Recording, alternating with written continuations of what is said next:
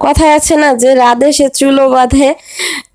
তো আমার অবস্থাও তাই। আমি যারা আমাকে মনে করেন যে আমি শুধু ভিডিও বানাই বা মানে কন্টেন্ট ক্রিয়েটই করি আর কিছু পারি না বা করি না, এরকম টুকটাক যারা একটু ইনসাল্ট করে মানে ভিডিও দেখে কমেন্ট করেন, মানে হচ্ছে আমার ইনবক্সে এসে ডাইরেক্ট কমেন্টে লিখেন না, সেটা খুব ভালো গুণ আপনাদের। যাই হোক, আমি বাজারঘাটও কিন্তু করি, যেহেতু আমার হাজবেন্ড ছোটোখাটো একজন ব্যবসায়ী, তো সে বেশিরভাগ সময়টাই ব্যস্ত থাকে।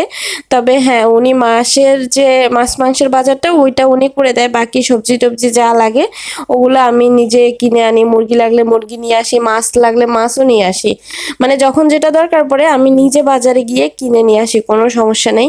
আমি এটাই কোনো রকমের বিব্রত ফিল করি না, কারণ আমি সবসময় মানে আমার কাছে মনে হয় যে নিজে মানে নিজেকে সবসময় সব বিষয়ে একটু আত্মনির্ভর করা জরুরি।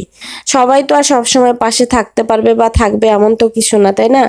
তো যাই হোক, আমি এখানে আসি আমার বাড়ির, মানে আমি যেখানে থাকি সেখানের কাছেই, এটাকে ছোট পোল বাজার বলে, মেবি পোলের পাড়ের বাজার বলে। এখানে খুব একটা হাই ক্লাসের মানুষ আসে না, মিডল ক্লাস, নিম্নবিত্ত এরকম মানুষই আসে। এখন আমার কথা হচ্ছে, আমি ভাই হাই ক্লাস লো ক্লাস বলতে কিছু বুঝি না। আমার দরকার পড়ছে, আমি আমার কাছে যেখানে আমি পাই সেখান থেকে নিয়ে নেই। কাছের থেকে যদি আমি আমার দরকারিটা পাই তাহলে কেন আমি দূরে যাব? আর আমি এমনিতেও একটু কিপটে টাইপের মানুষ। যাই হোক, আমি একটু এরকমই। আর আমার মা বলে সব সময় যে মেয়েরা সংসারী তখনই হয় যখন হিসেবি হয়। তো আমার মায়ের অনেক কথা আমি মানে মনে রেখেছি এবং এমনিই চলে আসছে কেন জানি। আফটার অল ফেনীর বোধ বলে কথা, ফেনীতে বিয়ে হওয়ার পরে মনে হয় আরেকটু বেশি হিসেবে হয়ে গেছি। যাই হোক, আমি মাছের দাম দেখছিলাম, তো আমি তেলাপিয়া মাছ নিলাম। তেলাপিয়ার ফ্রাইটা আমার মেয়ে খুব পছন্দ করে, দুইও মেয়ে।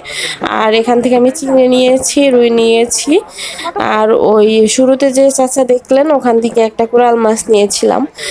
তো যেহেতু কোরবানির টাইম ছিল, ফ্রিজে মাছ ছিল না, সেজন্য মাছ নিতে আসছি। আর আজকে হচ্ছে আমি মানে একজন না কয়েকজন ভাইয়ার প্রশ্নের উত্তর দিব। অনেকে আমাকে মেসেজে বলেছেন যে কোরবানি দিয়ে কি আপনারা কোরবানি দেন নাই? অনেকে তো কোরবানির মাংস নিয়ে ভিডিও দিয়েছে বিভিন্ন রকম, আপনি দেন নাই যে? তো হ্যাঁ, আলহামদুলিল্লাহ আমরা কোরবানি দিয়েছি। আমার হাজব্যান্ড বাড়িতে কোরবানি দেয়, আমার ভাসুর সহ। তারা সবাই মিলে, মানে তারা 3 ভাই, তারা মিলে মিশে কোরবান দেয় এবং সবাই খুব আনন্দ করে কোরবানটা এনজয় করি।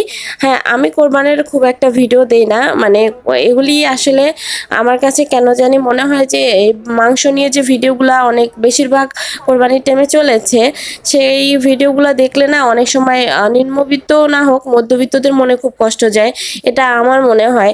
কারণ এবছর বা করোনার পরের থেকে অনেক মধ্যবিত্তরা কিন্তু কোরবান দিতে পারে না, মধ্যবিত্ত নিম্ন মধ্যবিত্ত কোরবান দিতে পারে না। একবারে নিম্ন শ্রেণীর মানুষ একটু হলেও মাংস খেতে পারে, মধ্যবিত্তরা কিন্তু কারো কাছে হাতও পাততে পারে না।